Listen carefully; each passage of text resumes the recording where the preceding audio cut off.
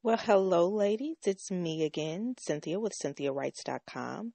And welcome back to another session for February. It's all about love.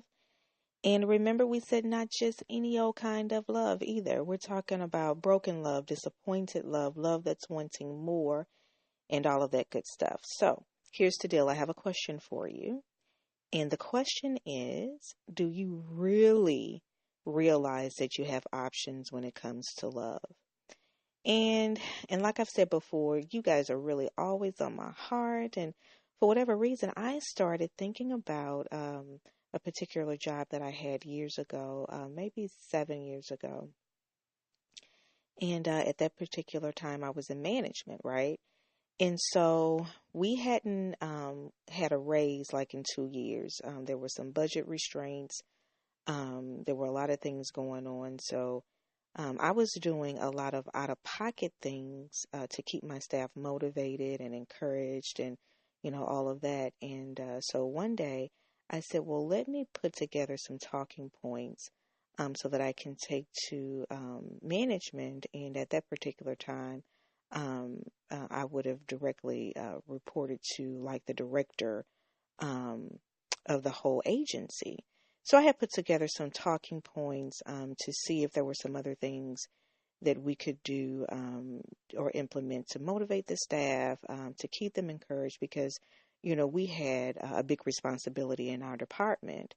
And so our department was responsible for, like footwork, going out into the community and recruiting, like 330 five families with a 10% wait list and all this good stuff. So, we really had a big responsibility, and it was tiresome. It could be discouraging, and just whatever. And so I put together these talking points. I made scheduled a meeting with the director at that particular time, and so I'm all excited, and I felt like I had all these great ideas, and before I could even really get into the crust of what I had, she shot me down. And not only not only did she shoot me down, but she made this statement and it forever stuck with me. And this is what she said. So after she shot me down, she said, and anyway, and she was making reference to my staff, and and I'm assuming me as well. She said, and anyway, where they're gonna go? They're not going to go anywhere. They're going to be right there working. And ladies, when I tell you, my mouth was opened. I was floored. And I was so angry, right? And so I was so angry and so bothered. And I wasn't disrespectful. I did, respectfully let her know that I didn't appreciate that statement and whatever. But I went back to my site and I called a meeting with my staff. And I didn't give them the gist of everything that happened, but this is what I said to them. Don't ever think that you don't have options, because they were very tired. They were very discouraged. And, I was always motivating them. And I told them, this particular place is not the only thing smoking. All right. If there's some things that you need to do to make yourself more marketable or whatever you need to do, understand that you always, I don't care what your circumstances, I don't care what your credentials look like or don't look like, you always have options.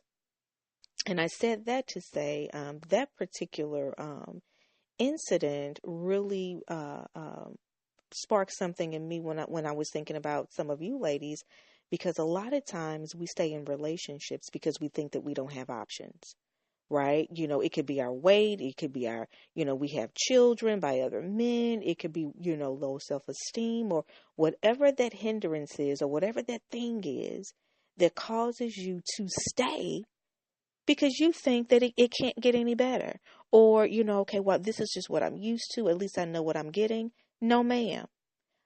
Proverbs 10 and 22 says that the blessings of the Lord maketh rich and adds no sorrow with it, right? And so that word makes rich. It also means to improve or enhance the quality or the value of. So if you're in a relationship and it's not adding any value to you, it's not improving your life in any way, it's not bringing anything to the table, then understand that you have options. Okay, so now I just had a thought. So let me pause, just in case there is some married woman out there and you think that I'm talking to you. Well, I'm not. That's a whole nother conversation. Right now, I am really talking to the single ladies, because my thing is this: I don't care if you have alopecia from your eyebrows to the nape of your neck, you have options. I don't care if you have 15 children by 5 different men, you have options. I don't care if you are 522.3 pounds and 12 ounces. You have options. If you have 4 teeth in your mouth, you have options.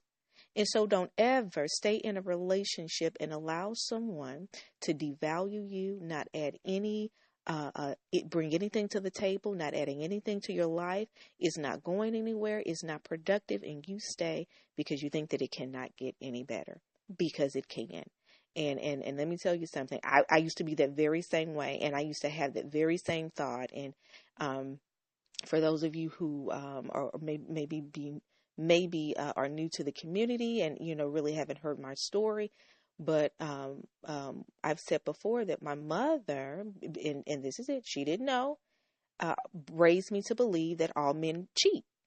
And so I really, in my heart, even though I wanted more and I wanted a man that would be faithful to me and love me for who I was, that always stayed in the back of my mind that all men cheated. So my expectations were very low.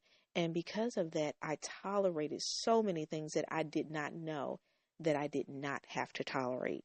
So that is my encouragement for this week. You have options. So I want to hear from you, ladies. Go over to the Facebook page and comment. You can leave a comment in the post area here on YouTube or on the blog. I want to hear from you. Do you feel like you have options? And if you don't, let us know why. I really want to encourage you, and I'm sure there are other ladies in the community who would like to do so as well. Again, thank you so much, ladies. You guys have a great week. This is Cynthia with CynthiaWritez.com, and I am so sure we'll meet again next week. Thanks so much. Have a great week.